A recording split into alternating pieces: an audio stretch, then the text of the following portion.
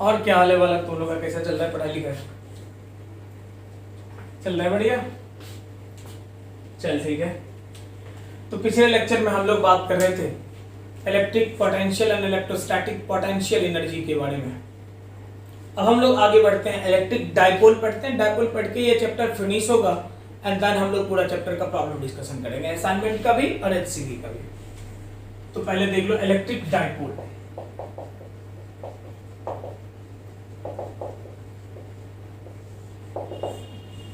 नाम से ही साफ है, डाइपोल जिसका दो पोल हो, एक नहीं, डाइपोल दो पोल। क्या होता है ये डाइपोल? कहता है कि दो चार्ज इक्वल मैग्नीट्यूड का, अपोजिट नेचर का, अगर स्मॉल सेपरेशन से सेपरेटेड हो, ध्यान देना सेपरेशन बहुत कम होना चाहिए, बहुत बड़ा रहेगा तो वो डाइपोल नहीं होगा। स्मॉल सेपरेशन से सेपरेटेड हो तो ये जो चार्ज का कॉम्बिनेशन है इसी का नाम कुछ और नहीं, क्या बोलते हैं? Electric dipole. देख लो, if two charge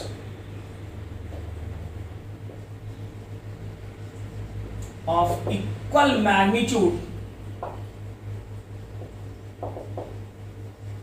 and opposite nature separated by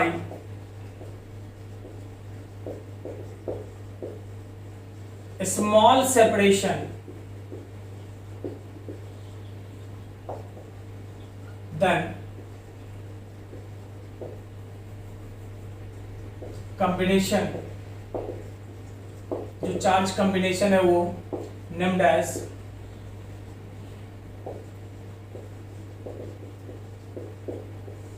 देखो, ये तुम्हारा प्लस क्यू है, ये तुम्हारा माइनस क्यू है। अगर बहुत छोटा सेपरेशन से सेपरेटेड हो, बहुत छोटा का मतलब हम लोग बोलते हैं, अब 12 को लेकर एक कंफ्यूजन रहता है, बच्चे सोचते हैं कि 12 का मतलब हुआ लेंथ का 2 गुना, नहीं, लेंथ है ये। कहोगे 12 क्यों लिए, एल क्यों नहीं? थोड़ी देर बाद तुम्हें भी क्लियर हो जाएगा एल क्यों नहीं लिए। तो जो लेंथ दिया रहेगा वही, लेकिन याद रखना ये बहुत छोटा होना चाहिए, माइक्रोमीटर में, मिलीमीटर में, इतना छोटा गैप होना चाहिए चार्ज के बीच का, किलोमीटर में नहीं। अगर 1 किलोमीटर दूर रख दोगे तो कहोगे डाइपोल बना, वो डाइपोल नहीं बनता ऐसा।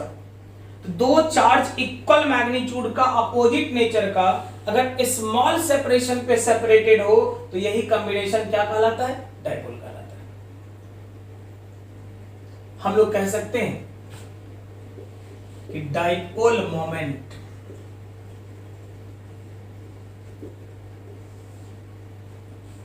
P से रिप्रेजेंट करते हैं, कहोगे product of magnitude of single charge and separation between charge.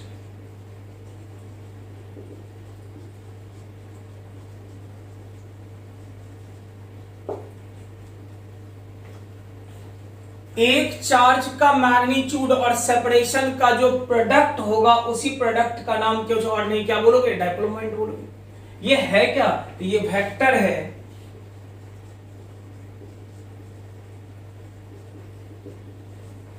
Directed from negative to. Dipole moment basically vector quantity है जिसका डायरेक्शन हमेशा किधर से किधर? माइनस से प्लस की तरफ। अब देख लो, मैंने कहा ये माइनस क्यू है तुम्हारा, या ये तुम्हारा प्लस क्यू है, ये सेपरेशन मैंने बोल दिया दिस इज 12 के बराबर। तो डाइपोल मोमेंट बोलोगे, डाइपोल मोमेंट किधर से किधर? माइनस से प्लस के तरफ, कितना? तो Q इंटू 12 के बराबर होगा।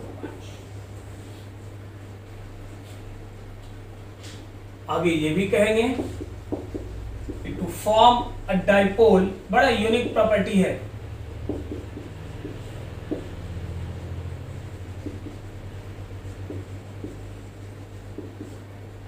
अगर इसका यूनिट कहोगे तो यहां यूनिट भी लिख लोगे, कूलम्ब इंटू मीटर। अगर डायमेंशन लिखने का मन करे, मास नहीं है, लेंथ है, टी है।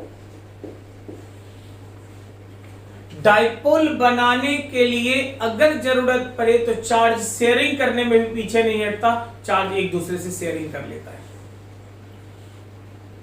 मतलब क्या है? मतलब देख ले, मैंने कहा कि फाइंड नेट डाइपोल मोमेंट।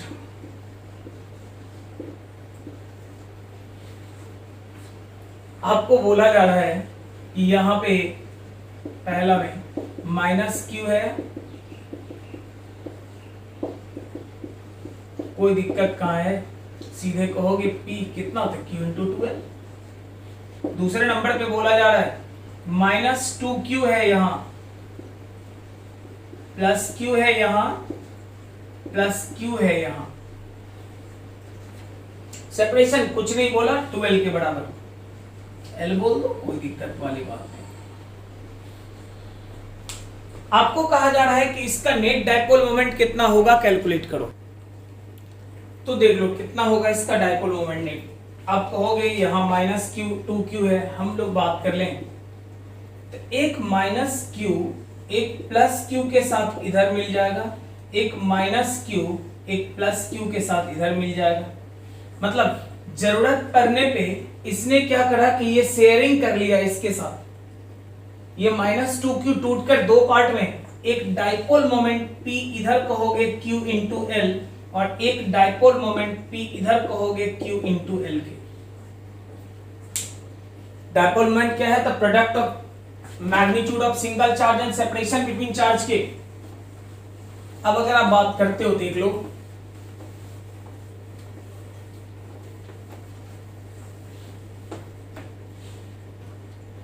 तो नेट के लिए कितना कहेंगे, एक P इधर है, एक P इधर है।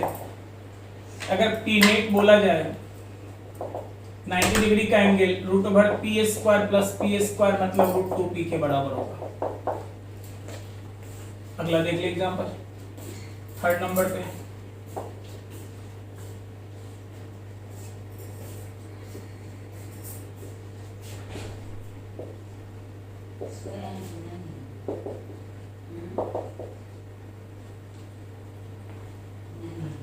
इक्विलेटरल ट्रायंगल का कॉर्नर है। इक्विलेटरल ट्रायंगल का कॉर्नर का मतलब A और A है साइड लेंथ। -Q और +Q मिलकर एक डाइपोल मोमेंट बनाया। क्लियर है? कितना था? Q इंटू A के बराबर। एक इधर बन गया। आप कहोगे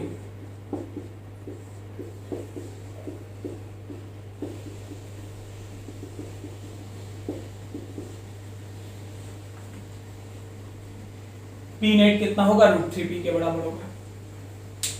60 डिग्री का एंगल है, √3 टाइम्स। अगर आप कहते हो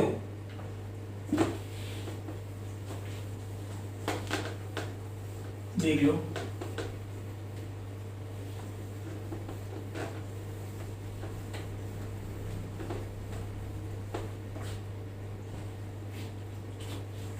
चौथे नंबर पे बोला जाए स्क्वायर के कॉर्नर पे आपने रखा चार्ज, कितना कितना देख ले, ये +Q, ये +Q, ये +Q, यहां -3Q। साइड लेंथ स्मॉल है क्या होगा भाई? तो ये देख ले डायग्राम क्या करेगा। तो -Q इसमें से +Q के साथ मिलकर एक बनाएगा, -Q +Q के साथ मिलकर एक बनाएगा, -Q +Q के साथ मिलकर एक बनाएगा।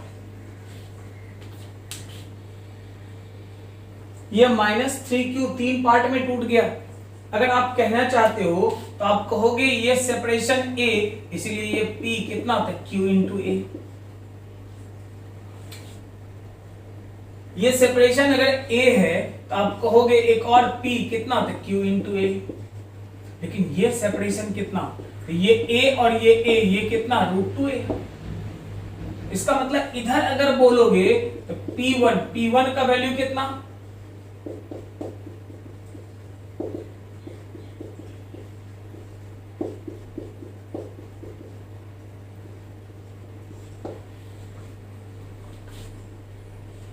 अब जरा सोच ले फाइनल रिजल्ट क्या था, एक P इधर एक P इधर,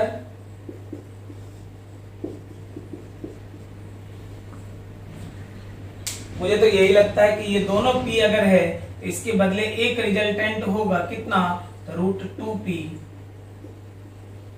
और इसके साथ आएगा √2P।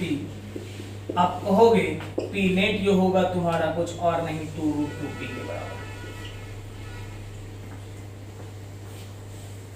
अगर स्क्वायर के कॉर्नर पे चार्ज का प्लेसमेंट हो, डायपोल का फॉर्मेशन होगा, in that case net P का वैल्यू कितना होगा निकल जाएगा। कोई दिक्कत है बोल, आगे देख ले।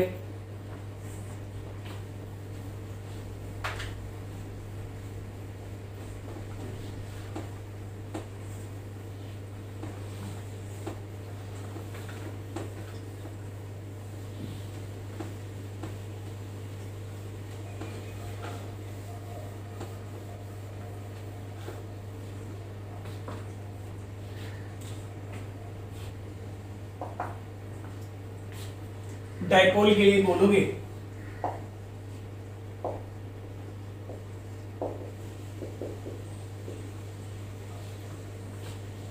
तो चार्ज को कनेक्ट करने वाला जो ये लाइन है, यही लाइन कुछ और नहीं,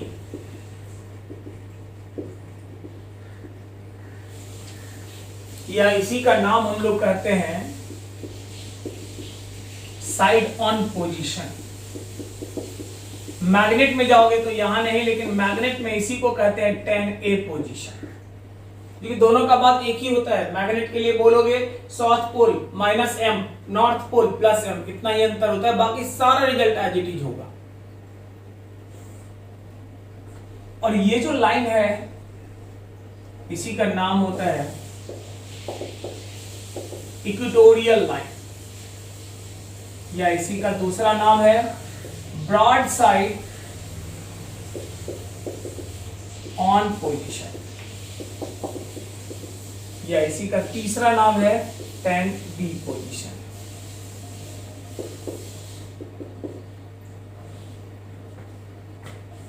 ब्रॉड साइड ऑन पोजीशन या 10B पोजीशन हम लोग मैग्नेट में यूज करते हैं।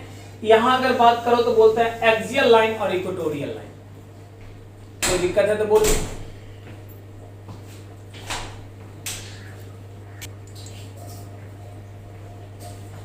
तो ये लाइन बड़ा इंपॉर्टेंट चीज होता है कि किधर एक्सियल लाइन पे प्रॉब्लम अगर देखोगे बोल के निकल जाता है कि एक्सियल लाइन पे निकालिए इलेक्ट्रिक फील्ड इंटेंसिटी, तो इलेक्ट्रिक पोटेंशियल, तो इक्वेटोरियल लाइन पे निकालना है, तो अक्सर कंफ्यूजन होता है। ये जो लाइन होता है ना बाइसेक्टर वाला, अक्सर बच्चे इसी को बोलते हैं कि एक्सियल लाइन है। तो ये कंफ्यूजन बिल्कुल नहीं रखना, क्योंकि एक्सिस के तौर पे देखा जाता है कि जो बाइसेक्ट करे दो वही एक्सिस होगा। तो जो कनेक्टिंग लाइन है उसको एक्सियल बोलते हैं, जो बाइसेक्ट करेगा वो इक्वेटोरियल लाइन कहलाता है। आगे देख, हम लोग कहते हैं कि calculation of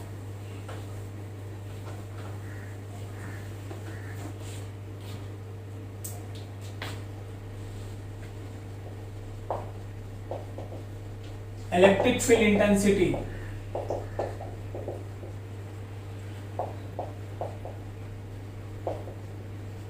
and potential due to dipole। Dipole के कारण पोटेंशियल और फील्ड इंटेंसिटी कैलकुलेट करना बड़ा इंटरेस्टिंग टॉपिक है, बोर्ड के पॉइंट ऑफ व्यू से भी और एंट्रेंस के पॉइंट ऑफ व्यू से भी। बोर्ड में तो सवाल आता ही आता है डाइपोल से, और एंट्रेंस में भी पूछा जाता है। तो थोड़ा ध्यान देना कि बोर्ड में हो या एंट्रेंस में, डाइपोल के लिए पोटेंशियल कैलकुलेट करना हो या इलेक्ट्रिक फील्ड इंटेंसिटी, आपको हमेशा देखना होता है कि किस जगह बोला गया, किस पॉइंट पे बोला गया, उसके लिए एंगल का वैल्यू क्या होगा, पोजीशन क्या होगा, और हम लोग कैलकुलेट कर लेते हैं। तो देखिए, सबसे पहले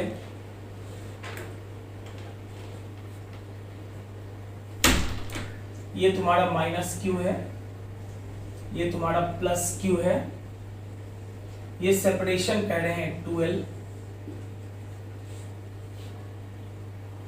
ये सेंटर है जो इसको दो पार्ट में बांटता है।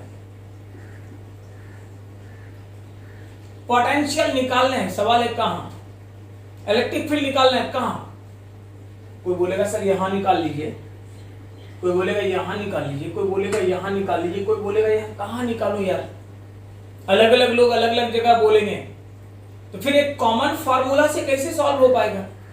इसीलिए हम लोग क्या करते हैं कि ऑब्जर्वेशन लेते हैं कहां से, तो इसके सेंटर से r डिस्टेंस पे, किधर,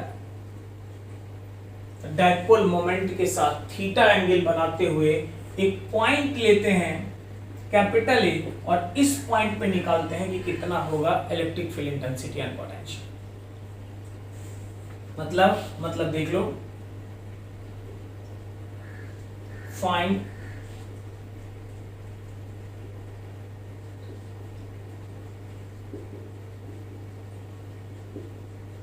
intensity and potential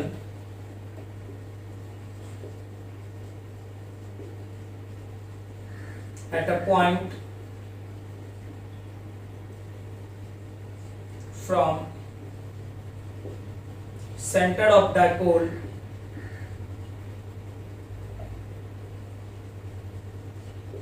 along line inclined at theta with dipole moment। और एक्सिस ऑफ डायपोल, कुछ भी कर लो, डायपोल मोमेंट के साथ या डायपोल के एक्सिस के साथ थीटा एंगल पे पॉइंट है, वहां कैलकुलेट करना है कि कितना होगा electric field intensity and potential. देख लो, सबसे पहली बात ये आपका माइनस क्यू है, ये आपका प्लस क्यू है। ऑब्जर्वेशन आपने यहां से लिया हुआ है, यहां पे ये पॉइंट हमारा कैपिटल ए है, और ये एंगल इंक्लिनेशन हमारा थीटा है।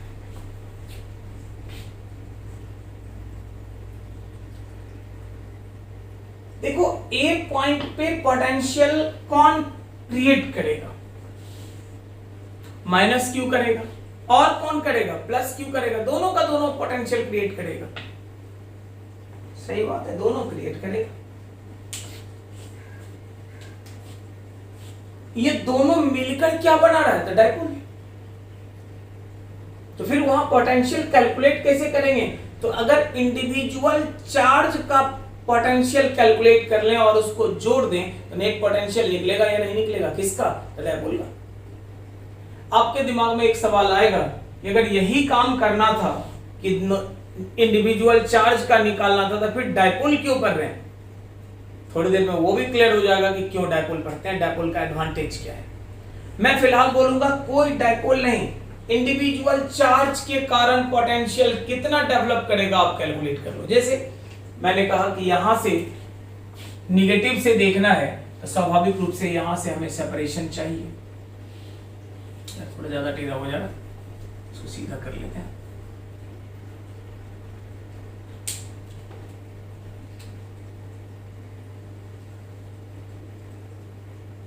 ताकि देखने में लगना भी तो चाहिए।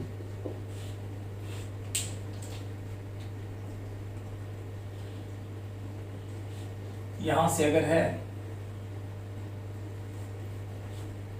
अगर आप इस सेपरेशन को R1 बोलते हो, इसको R2 बोलते हो, तो मुझे लगता है बड़े आराम से आप कैलकुलेट कर सकते हैं पोटेंशियल एट ए कितना, K minus Q by R1 plus Q by R।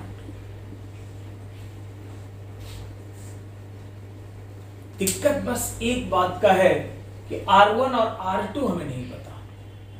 R1 R2 calculate करने के लिए क्या करेंगे, तो कुछ नहीं, इसी लाइन को आगे बढ़ाते हैं और यहां से परपेंडिकुलर ड्रॉ करते हैं, यहां से परपेंडिकुलर ड्रॉ करते हैं। This angle is theta, this is L। स्वाभाविक रूप से आप कहोगे कि अगर ये कहा जाए तो ये कुछ और नहीं, नेमिंग कर लो, ज्यादा अच्छा रहेगा।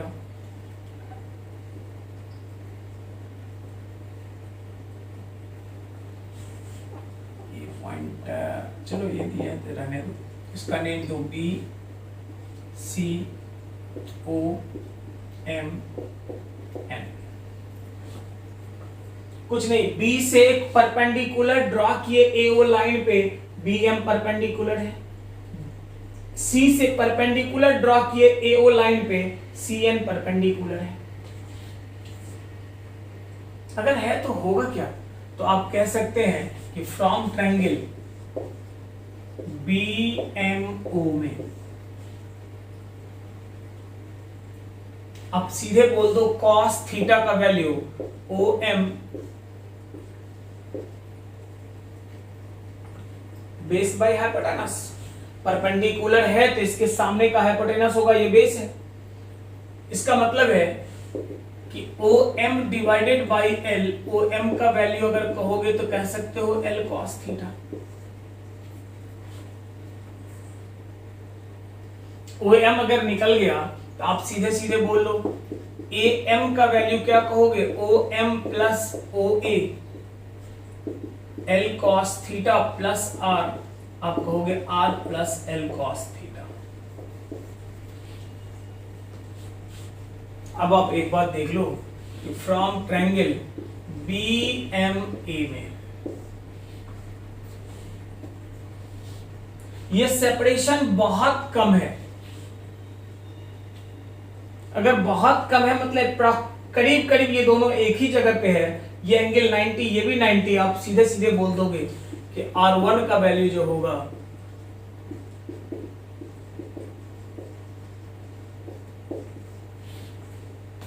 बहुत क्लोज होने के कारण जितना बड़ा ये होगा उतना ही बड़ा, दोनों लेंथ बराबर, R1 बराबर। सिमिलरिटी का कॉन्सेप्ट लेते हैं तो आप कह सकते हैं कि from triangle CON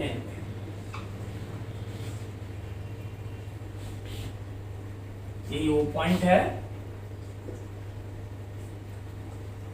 once again cos theta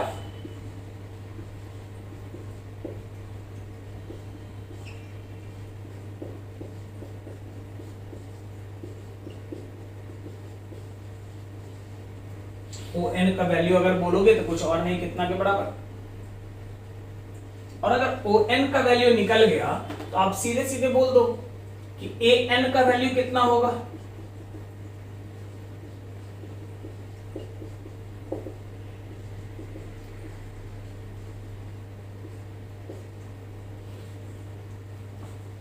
इसका मतलब ये निकला कि दिस इंप्लाइज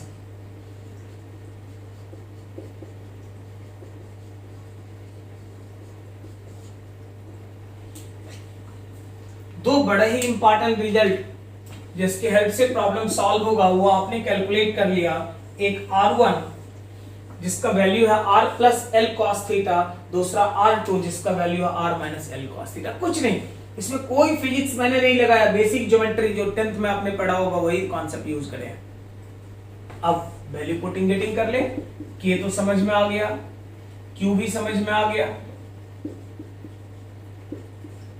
R2 ही पहले लिख लो कितना, तो R minus L cos theta minus R plus L cos theta. KQ तो समझ में आ गया यार, R plus L cos theta minus R plus L cos theta divided by A plus B into A minus B, A square minus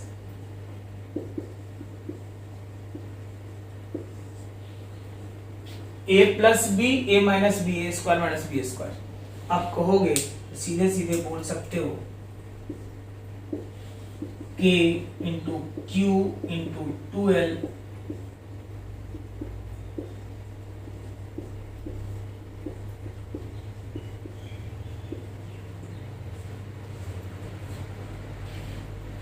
सही है।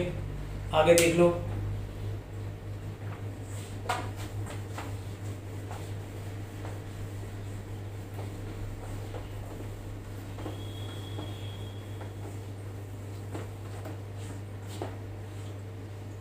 अब कहोगे कि पोटेंशियल जो ए का होगा K Q into 2L into cos theta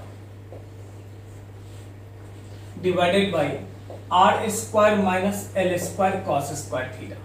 मतलब potential जो ए का होगा K P cos theta Q into 12 को, जो 12 लिए थे अब क्लियर हो गया, क्योंकि अगर एल लेते पूरा सेपरेशन तो ये L/2 होता, लिखने में L/2 लिखना पड़ता यार, इसीलिए 12 ले लिए ताकि एडवांटेज मिला, ये L हो गया, इधर वाला भी L हो गया। अब क्या कहोगे, तो K P cos theta by R square minus L square cos square theta. अगर कहते हो कि L बहुत छोटा है R से,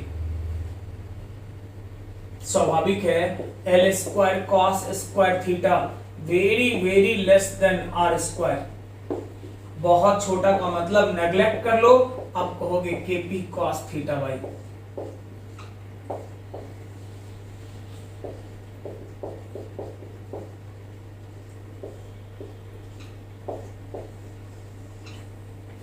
पोटेंशियल का जो फॉर्मूला तैयार हुआ वो फॉर्मूला कुछ और नहीं, कितना के बराबर, तो K P cos theta divided by किसके, तो आर स्क्वायर के बराबर है।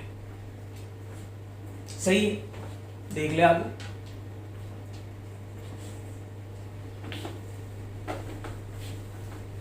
बोर्ड एग्जाम में कभी कभी डायपोल के लिए इलेक्ट्रिक पोटेंशियल या इलेक्ट्रिक फील्ड इंटेंसिटी पूरा का पूरा एक सब्जेक्टिव क्वेश्चन बोलता है लिखने के लिए। अगर पूरा बोले तो बहुत बढ़िया, आराम से लिखना सब कुछ जितना डेरिवेशन करे हैं वो, लेकिन ज्यादातर टाइम्स ऐसा कुछ नहीं, सिर्फ पोटेंशियल का फॉर्मूला या इलेक्ट्रिक फील्ड इंटेंसिटी का फॉर्मूला से काम चल जाता है। तो अगर ऐसा रहे तो बस इसी से याद रखना कि K P cos theta by R square. अब आप देख लो, मैं बोलूं कि फॉर्मूला जो आया वो तो आया, यहां तक छाप ले, पहले रिजल्ट दिखा रहे,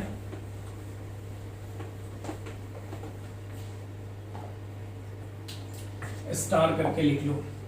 अगर पॉइंट चार्ज है, इससे आर सेपरेशन पे पोटेंशियल के क्यू बाई आर, मतलब भी इनवर्सली प्रोपोर्शनल टू आर।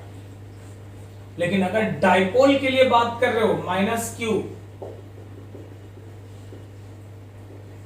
यहां से आर सेपरेशन पे, तो यहां पोटेंशियल कहोगे के पी कॉस थीटा, मतलब रिजल्ट बड़ा क्लियर बताता है।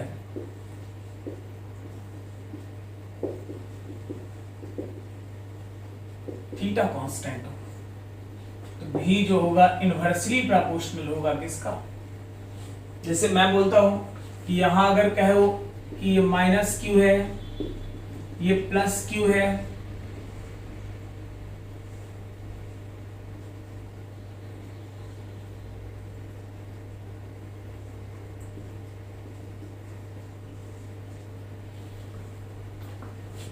एंगल तो वही है, एंगल नहीं बदला, पोजीशन बदल गया। क्या कहोगे, भी ए बाई भी बी जो होगा R2 बाई R1 का,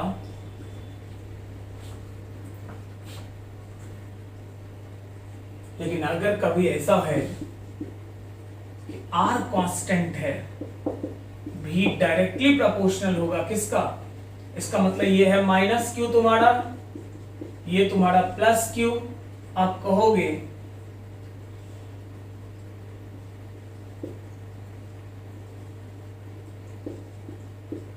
सेपरेशन दोनों में अगर बोलोगे भी ए बाई भी बी, आप कहोगे cos theta 1 by cos theta. तुम कहोगे दोनों बदलेगा, तो दोनों बदलेगा तो यार ओरिजिनल फॉर्मूला तो है। तो याद रखना है कि पॉइंट चार्ज के लिए potential inversely proportional to R, dipole के लिए inversely proportional to R square. अब देखो, पोटेंशियल का वेरिएशन इस बात पे डिपेंड करता है कि थीटा बदला या नहीं, पोटेंशियल का वेरिएशन इस बात पे डिपेंड करता है कि आर बदला या नहीं। पोजीशन और थीटा दोनों पे डिपेंडेंट पोटेंशियल है, तो हम लोग कहेंगे आगे, यहां तो सही है।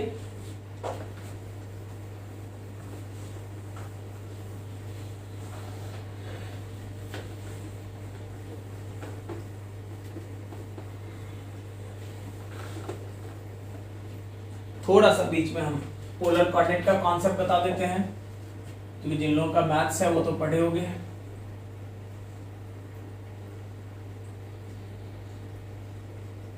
जिन लोगों का बायो है उन्हें दिक्कत रहता है। यही एक लाइन है जिसका नाम बोलते हैं रेडियल, और ये लाइन है जिसका नाम बोलते हैं टेंजेंशियल।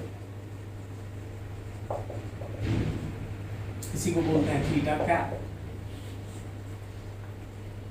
पोलर कोऑर्डिनेट में एक लीनियर और एक एंगुलर, तो ये लीनियर दो लाइन का एक्सिस होने के लिए, ये दो लाइन को एक्सिस होने के लिए जरूरी बस इतना है कि दोनों के बीच का एंगल कितना डिग्री, 90 डिग्री। ये x ये y एक्सिस है, कब, जब 90 डिग्री है। रेडियस और टेंजेंट एक दूसरे पे परपेंडिकुलर, मतलब ये भी एक्सिस है, कौन सा, तो ये लीनियर, और ये कौन सा था, एंगुलर। कोई दिक्कत है? आप अगर कहोगे कि एंगुलर का ये डायरेक्शन, तो इसी को बोलते हैं dl और इसी को बोलते हैं r d theta.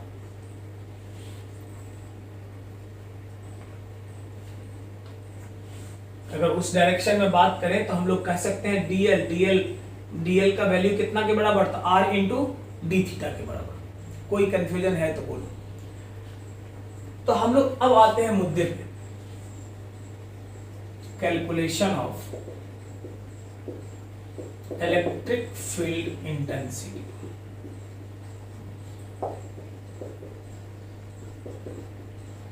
Due to dipole. ये तुम्हारा माइनस क्यू है, ये तुम्हारा प्लस क्यू है, इसके कारण निकालना है इलेक्ट्रिक फील्ड इंटेंसिटी। कहां निकालना है देख लेते हैं, कहीं कहीं कहीं तो निकालना ही होगा। ये लाइन हमारा रेडियल लाइन है और ये लाइन हमारा टेंजेंशियल लाइन है। रेडियल मतलब इस डायरेक्शन में बढ़ते जाएंगे तो r वैरी करेगा, इस डायरेक्शन में r variable, theta constant.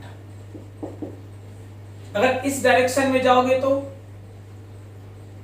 Theta variable, r constant. एक साथ अगर एक से ज्यादा वेरिएबल आता है तो मैंने पहले भी बोला था कि पार्शियल डेरिवेटिव का कॉन्सेप्ट लेते हैं, याद करो, भी function of X Y Z हो तो हम लोग कहेंगे कि अगर ये रेडियल है, ये टेंजेंशियल, दोनों वैरी करता है तो बारी बारी से कैसे, तो यहाँ पे पोटेंशियल आपने लिखा हुआ है Kp cos theta by R square. पहली बार में ले लो। अगर रेडियल डायरेक्शन में ई आर कहते हो, मतलब रेडियस वेरिएबल, तो सीधे सीधे फॉर्मूला हो गया minus del V by del R. नहीं, अगर del V by del R formula तो ये तो पोटेंशियल बाई एलिमेंट्री लेंथ, किधर, तो रेडियस के अलावा। आप कहोगे कितना, तो माइनस Kp cos थीटा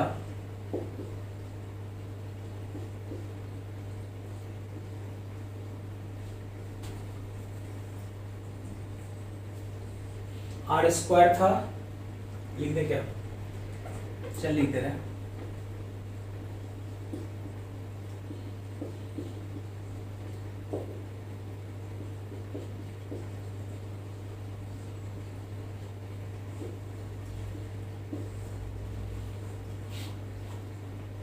अगर टेंजेंशियल डायरेक्शन में कहोगे ई थीटा, डेल थीटा मत बोल देना, क्योंकि potential electric field intensity del V by del R क्या, तो डिस्प्लेसमेंट, टेंजेंट के तरफ जो डिस्प्लेसमेंट होगा उसी को तो डेल एल बोलते हैं। आप इसी को कह सकते हो कि माइनस डेल वी बाई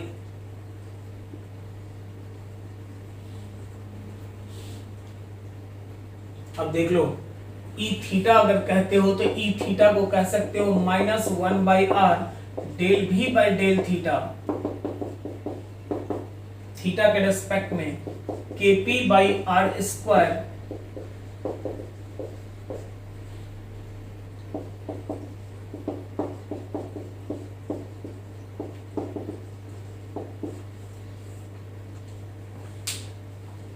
मतलब इलेक्ट्रिक फील्ड इंटेंसिटी अगर बोलो तो रेडियल डायरेक्शन में 2kp by R Q and tangential direction में kp by R Q into sine theta. यहां मैं दिखा दूं क्योंकि बड़ा इंपॉर्टेंट है ये, अक्सर कंफ्यूजन रहता है बच्चों को।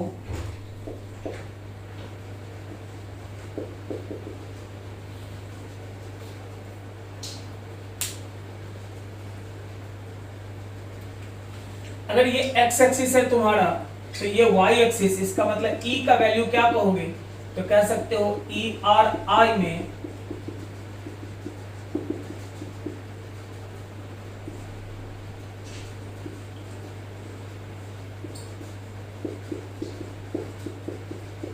KP sine theta by R Q J में।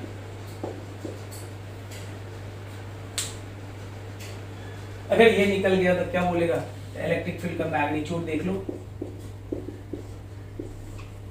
दोनों में केपी बाई आर क्यू तो कॉमन है, हटा ले पहले ही।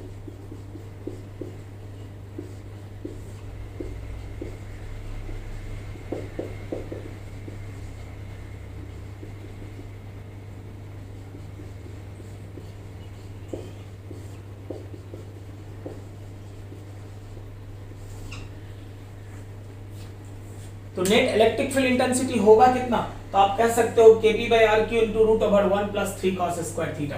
किधर,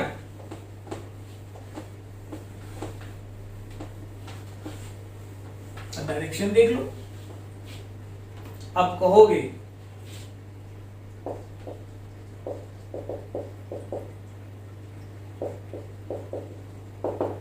ई थीटा की जगह कह सकते हो KP sine theta by R Q.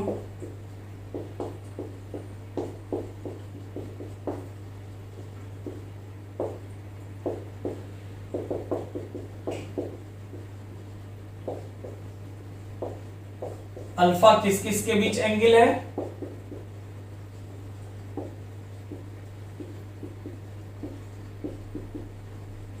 मतलब अगर यहां दिखाना चाहें तो बिल्कुल इस डायग्राम में आप दिखा सकते हैं ई नेट आपका इधर है और यही एंगल, कुछ और नहीं।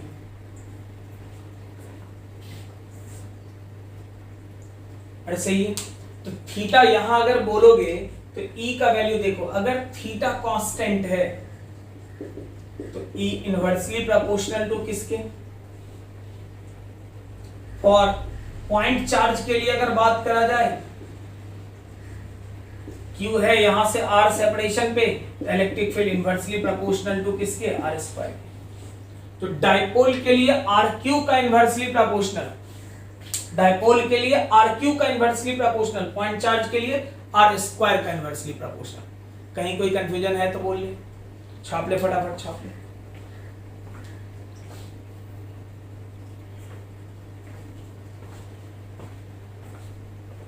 तो आज के लेक्चर में इतना ही करेंगे, अगले लेक्चर में इसके आगे का पोर्शन हम लोग कंप्लीट करेंगे, जिसमें एक्सियल पॉइंट पे, एक्सिस के पॉइंट पे, उसके बाद इक्वेटोरियल लाइन पे हम लोग कैलकुलेट करेंगे कितना होगा, फिर डाइपोल को प्लेस करके देखेंगे कि वो मोशन किस तरह से करता है। अगले लेक्चर में आपका इलेक्ट्रिक फील्ड इंटेंसिटी पोटेंशियल जो चैप्टर है वो कंप्लीट हो जाएगा, एंड देन हम लोग गॉसेस लॉ स्टार्ट करेंगे।